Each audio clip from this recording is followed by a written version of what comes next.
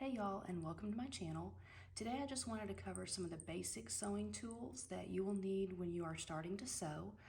These are things that I've found over my years of sewing to be the most useful and the ones that I use on a regular basis. So let's start with scissors. I recommend you get two pairs.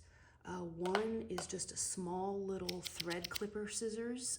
You can also use like little embroidery scissors or things. I keep these by my sewing machine to clip my threads.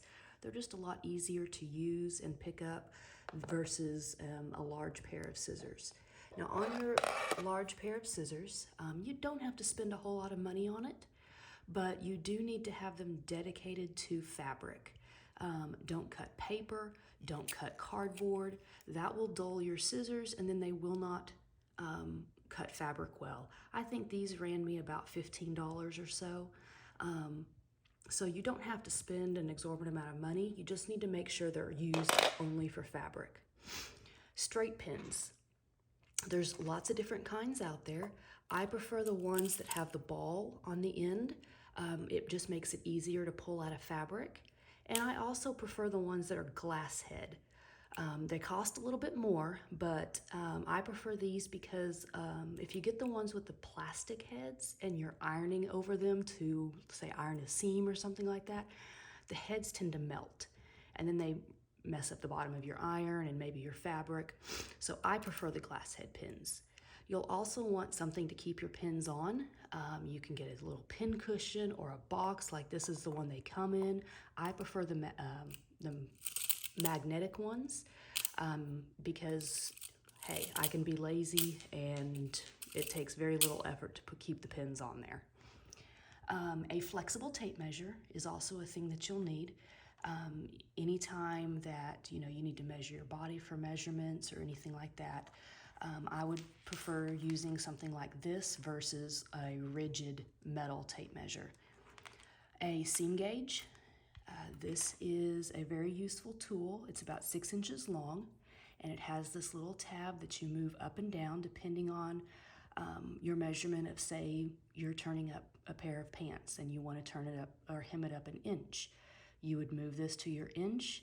You line up one side with your fold, one side with your raw edge, and it very easily helps you pin a perfect inch on your fabric. Seam ripper is another good one. I don't care how long you've been sewing, you will always need a seam ripper. There's many different kinds out there. This is one of the cheaper ones, I think, made by Dritz. I've had it for years. But do invest in a seam ripper to help unpick the seams. You've got the little point here. Yes, it is sharp. I have poked myself many times. And then down here in this curve that's actually a almost like a blade down there. It's quite sharp, so you can go through and cut the threads very easily. To turn, like say spaghetti straps or some kind of a strap that I'm turning, anything like that that's long and narrow, turning inside out, I prefer this tool. It's called a bodkin.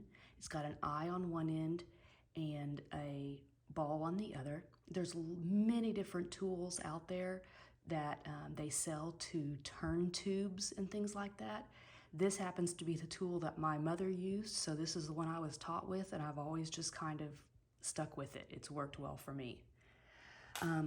Finally, the tools you'll need is something to mark your fabric, and I suggest you get a couple different things. First off, some kind of a chalk.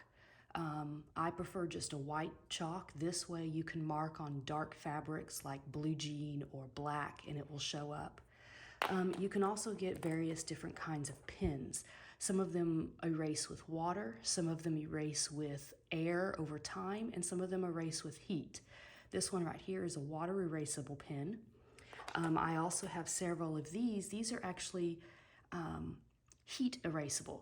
If you write on paper, they actually have an eraser at the end.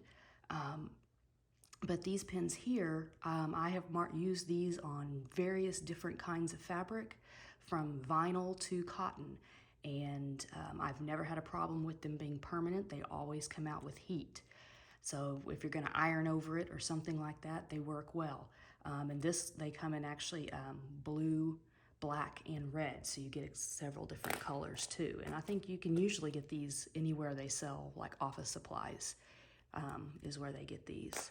So these are just a few tools that I've used over the years that I continue to use.